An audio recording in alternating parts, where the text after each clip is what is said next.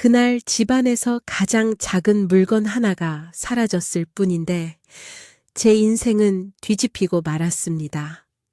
금고 열쇠가 없어진 순간 저는 제 피가 마르는 소리를 들었습니다. 그 작은 쇳조각이 제 남은 노후와 아이들의 얼굴을 갈라놓을 칼날이 될 줄은 정말 상상도 못했습니다. 더 무서웠던 건 그 열쇠를 가져간 사람이 제 식탁에 늘 앉던 누군가라는 사실이었습니다. 저는 올해 62이고 스스로 성실한 아내였고 부끄럽지 않은 엄마였다고 믿고 있습니다. 남편은 소규모 철물점을 운영하다 떠났고 남은 것은 오래된 단층집 한 채와 밑 대신 손때 묻은 공구들, 그리고 구청 고지서에 박힌 빨간 도장이 예고하던 재개발 구역 지정서였습니다. 동네 사람들은 재개발 입주권이라는 말을 입에 달고 다녔고 좁은 골목마다 들리는 것은 굴착기 소리보다 더 큰 기대와 불안이었습니다. 저와 남편은 마지막까지 그 서류를 금고에 넣어두고 만지작거렸습니다. 그 안에는 주택조합 가입증, 권리가액 산정 통지서, 남편의 송글씨가 담긴 생활 노트, 그리고 제 청춘을 상징하던 낡은 목걸이까지 들어 있었습니다. 금고 열쇠는 제가 늘 바느질하면서 꺼내 다시 넣던 일상의 일부였습니다. 손끝이 기억하는 자리, 그게 사라졌습니다. 남편이 떠나고 첫 제사를 치르기 전까지 저는 아이들에게 상속 이야기를 꺼낼 생각이 없었습니다.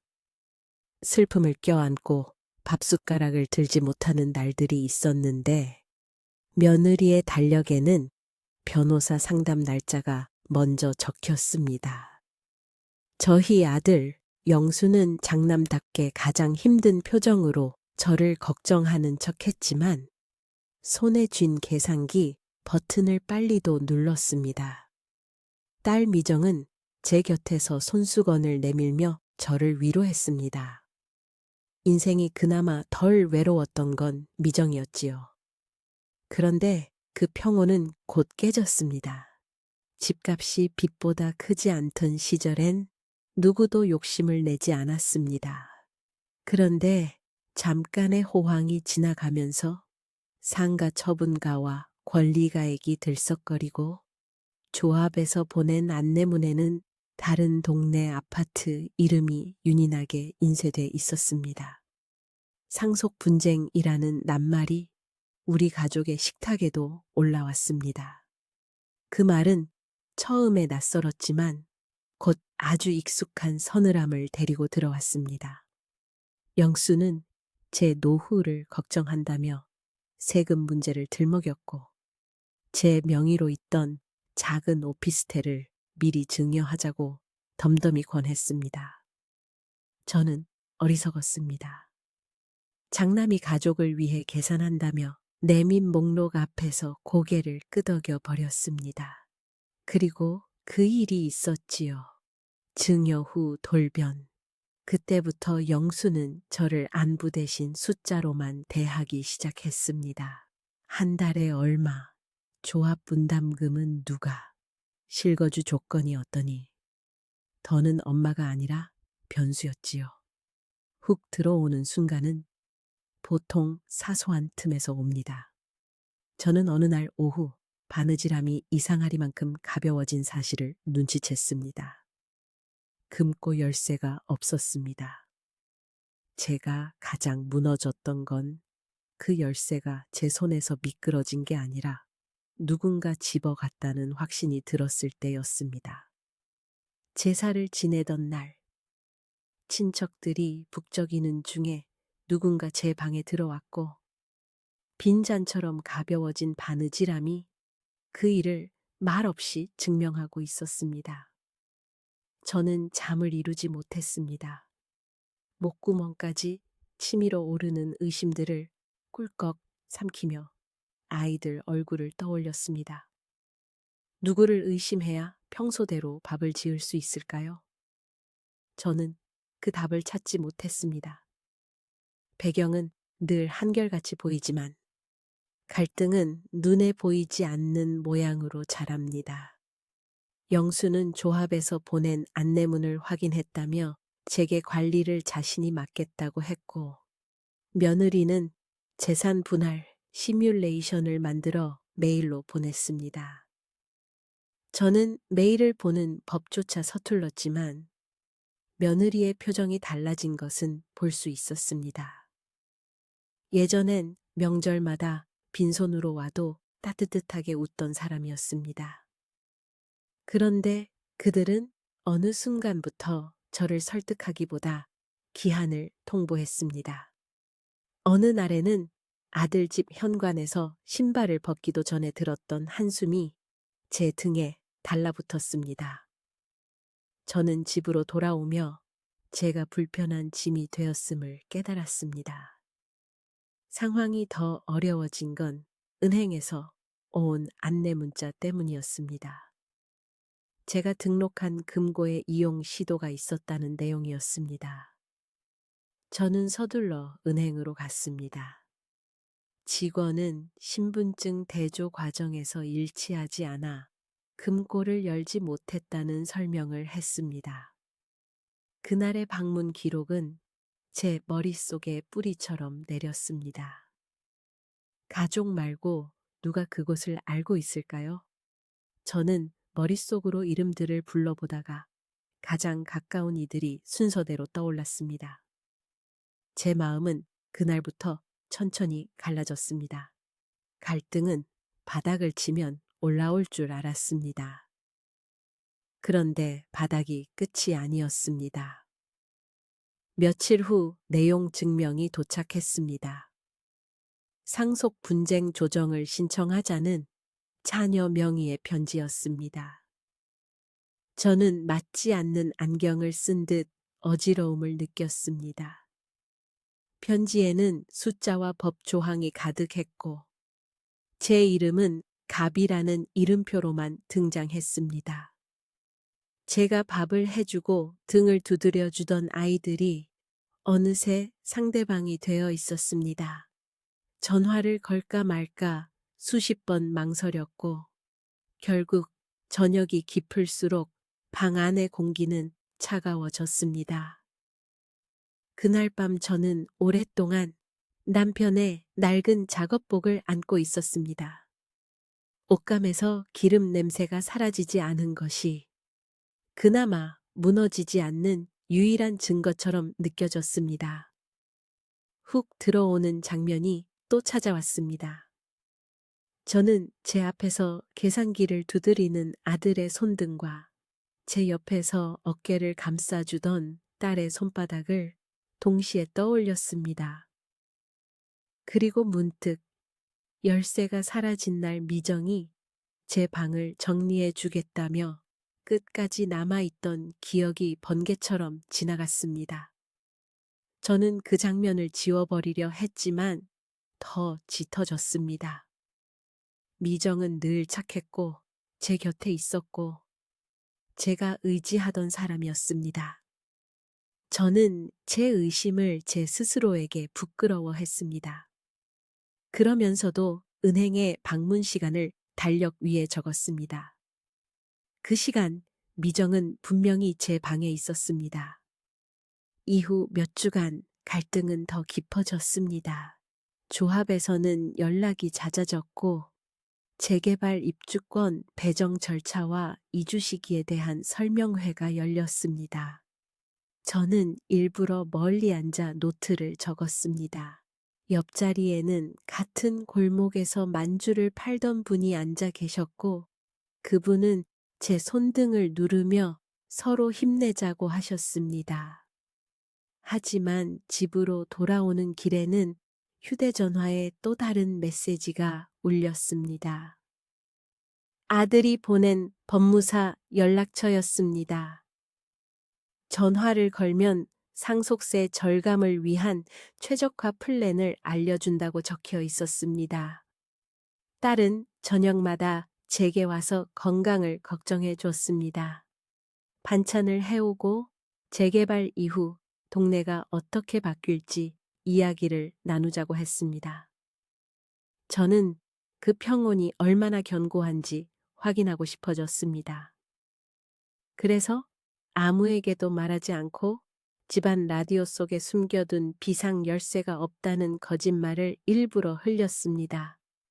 미정에게만 조심스럽게 얘기했습니다. 그날 밤 저는 방문이 닫히는 소리보다 더 작은 발걸음 그림자를 들었습니다. 누군가 거실을 가로지르는 기척이 있었습니다. 저는 숨을 죽였습니다. 누구도 방을 열지 않았지만 새벽이 되자 제 마음은 이미 열려버렸습니다. 결정적 단서는 의외로 사소한 데 숨어 있었습니다. 다음 날 은행 직원에게 문의하던 중 제가 경찰에 분실 신고를 했다는 기록 덕분에 얼굴을 가린 방문자의 실루엣 사진 한 장을 볼 수 있었습니다. 진짜 얼굴은 아니었습니다. 하지만 손목에 감은 얇은 실팔찌가 눈에 들어왔습니다. 그 팔찌는 미정이 늘 차고 다니던 것이었습니다. 심장이 둔탁하게 내려앉았습니다. 저는 그 자리에서 울지도 못했습니다. 눈물은 집에 돌아온 후에야 쏟아졌습니다. 저는 거울을 보며 제게 마지막으로 남은 확신과 믿음이 동시에 무너져 내리는 소리를 들었습니다. 딸을 의심했던 제가 어머니라는 이름에 걸맞지 않다고 스스로를 단죄하는 동안 또 다른 내용 증명이 도착했습니다. 이번에는 아들이 조정, 불성립시 소송을 진행하겠다는 예고였습니다. 아이들 사이에 서 있을 자리가 완전히 사라졌습니다. 훅의 칼끝은 이제 제 심장 가까이에 닿아 있었습니다. 저는 스스로를 수습하는 수밖에 없다고 생각했습니다. 남편이 살아있을 때 늘 말하던 습관이 있었습니다. 손에 쥔 서류가 곧 방패이자 칼이라는 말이었습니다. 저는 동네 주민센터의 무료 법률 상담을 찾아갔습니다. 변호사는 제게 무리한 합의보다 증거를 지키라고 했습니다. 금고 열쇠를 잃었으니 서둘러 재발급 절차를 밟고 조합에 그동안의 서류들을 사본으로 우선 제출하라고 했습니다. 저는 그 길로 은행과 조합을 오가며 신고를 해두었습니다. 그 모든 과정을 미정은 알고도 몰랐던 척 했습니다. 저를 집에 데려다 주며 제 손을 꼭 잡았고 아들의 집에서는 경제 사정을 이해하라며 저를 설득했습니다. 저는 두 아이의 온도차 속에서 점점 청력이 떨어지는 사람처럼 멍해졌습니다. 그리고 마침내 반전을 만난 날이 왔습니다. 저는 우연처럼 보이게 며칠을 움직였습니다. 택배 상자 안에 헌책을 채워 금고 모양을 흉내냈고 거실에 일부러 놓아두었습니다. 상자 안에는 남편의 낡은 공책 한 권과 빈 봉투만 들어 있었습니다. 저는 외출을 가장하고 골목 끝에서 집 안창문을 바라보았습니다. 잠시 후 문이 조심스럽게 열렸습니다. 들어온 사람은 미정이었습니다. 제 가슴이 연기처럼 보이지 않는 울음을 내뿜었습니다. 미정은 상자를 열어 뭔가를 확인하듯 봉투를 만지작거렸고 서랍을 뒤졌습니다. 그 순간 저는 문을 열고 들어갔습니다. 눈이 마주치지 않아도 우리의 숨은 이미 서로를 배신하고 있었습니다. 저는 미정에게 이유를 묻지 않았습니다. 다만 우편함에서 꺼낸 봉투들 중 한 장을 내밀었습니다. 은행 방문 기록 사본이었습니다. 그리고 조용히 방으로 들어갔습니다. 아무 말도 하지 않는 침묵이 가장 귀를 찢었습니다. 그날 밤 미정은 침묵을 답으로 내놓았습니다. 다음 날 영수에게서 연락이 왔습니다. 그는 미정이 조합을 찾아가 권리 신청 위임을 받으려 했다는 사실을 이미 알고 있었습니다. 그가 어떻게 알았는지 저는 알 수 있었습니다. 그 정보는 며느리 친구가 조합에서 일하면서 건너온 것이었습니다. 영수는 자신이 옳았음을 깨달았다며 저에게 결정을 촉구했습니다. 미정은 집으로 오지 않았고 제게 보낸 메시지에도 이상한 문장이 들어 있었습니다. 엄마의 서명 흉내를 내어 작성된 위임장 사진이었습니다. 저는 그 사진을 오래 바라보다가 제 송을 씨의 비뚤어진 기울기를 떠올렸습니다. 사진 속 서명은 너무 반듯했고 미정의 필체를 닮아 있었습니다. 반전은 거기서 끝이 아니었습니다. 저는 미정과 조용히 마주 앉았습니다. 말 대신 서류를 하나씩 꺼내 테이블 위에 올려두었습니다. 은행 실루엣 사진, 조합 출입 기록, 저의 바느질함 위치 사진, 그리고 남편의 생활 노트 마지막 장. 거기엔 남편의 얇고 긴 글씨로 입주권 귀속에 대해 가정의 평화를 우선하라는 말이 적혀 있었습니다. 저는 미정의 얼굴을 보지 못했습니다. 고개를 들 자신이 없었습니다. 하지만 그 순간 저는 가장 큰 사실을 깨달았습니다. 미정은 단지 사건의 도둑이 아니라 오랜 시간 감정의 빈틈을 채워준 제 거울이었습니다. 저는 그 거울에 금이 갔다고 믿었는데 사실 오래전부터 깨져 있었고 제가 못 본 것이었습니다. 미정은 결혼을 앞두고 있었고 신랑 될 사람의 사업이 휘청인다는 소문이 돌았습니다. 그가 제 아이였더라도 돈과 서류는 사람을 급해지게 만듭니다. 그렇다고 이해가 용서는 아니었습니다. 이제 남은 것은 배신과 복수였습니다. 저는 차가운 복수를 선택하기로 했습니다. 소란을 만들거나 목소리를 키우지 않고 서류로만 움직이는 복수였습니다. 저는 공증사무소를 찾아갔고 제 의사를 분명히 담은 유언 대용 신탁을 만들었습니다.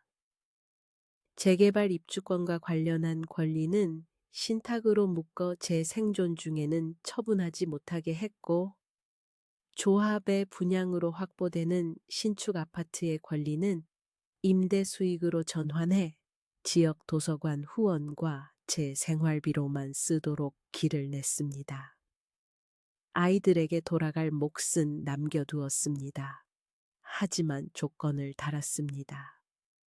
저를 향한 최소한의 도리, 한 달에 2번의 식사와 의료 동행을 하지 않을 경우 권리는 자동으로 기부된다는 조항이었습니다. 그 조항은 사랑을 강요하는 장치가 아니었습니다. 믿음이 사라진 자리에 규칙을 세우려는 제 마지막 발버둥이었습니다. 금고 열쇠는 결국 재발급 요청을 통해 새로운 번호로 교체되었습니다. 문제는 그 안에 이미 누군가가 노렸던 것들이 아니라 그저 시간이었습니다. 제가 금고를 열었을 때 남편의 목소리가 들리는 듯 했습니다. 생활 노트 중간에 접힌 사진에는 젊은 시절에 우리가 골목 어귀에서 웃고 있었습니다.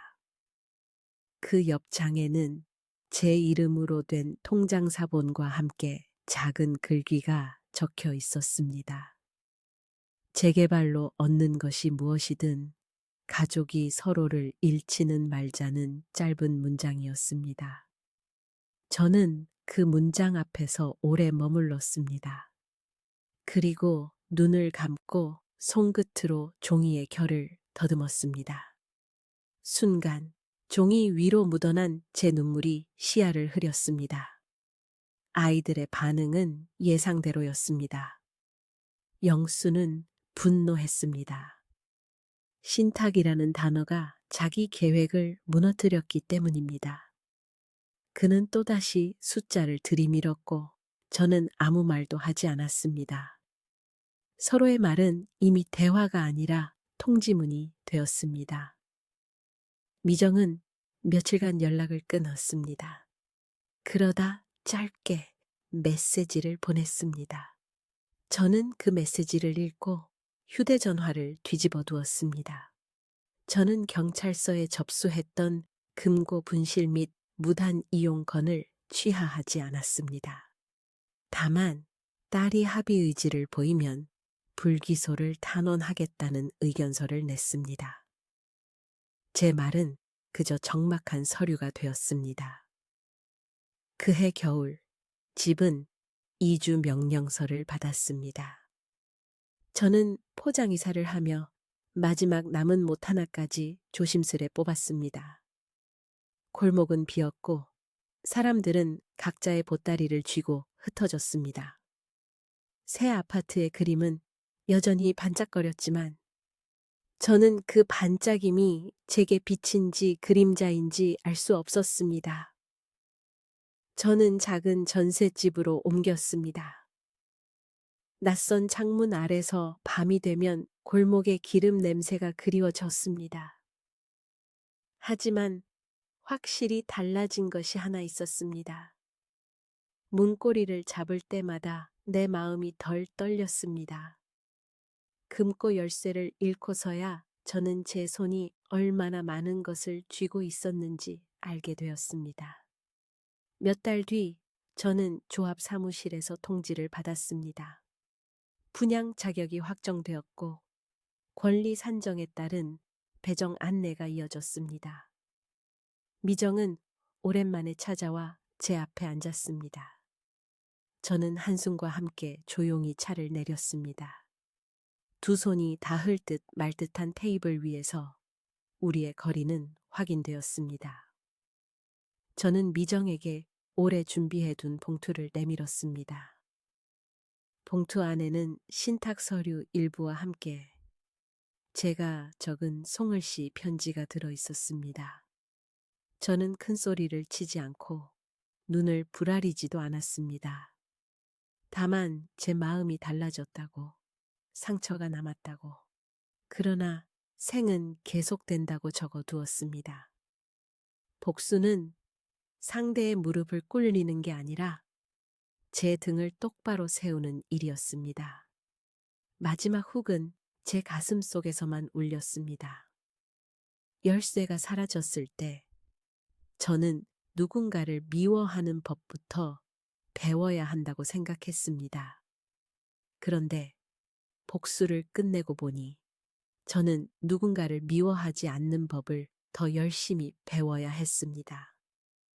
상속 분쟁은 결국 서류의 전쟁이었고 재개발 입주권은 숫자로 환산되는 꿈이었습니다. 증여 후 돌변은 제가 막을 수 없는 인성의 그림자였고 금고 열쇠는 믿음의 손잡이였습니다. 배신과 복수라는 말이 제 말을 대신했지만 그 속에 숨어 있던 것은 가족이라는 두 글자의 무게였습니다. 제 행동이 옳았는지, 과했는지 저는 아직 확답을 내리지 못합니다. 제가 지켜야 할 첫 번째 대상이 저 자신이었다는 사실만은 확실합니다. 여러분이라면 같은 상황에서 저에게 어떤 선택을 권하시겠습니까?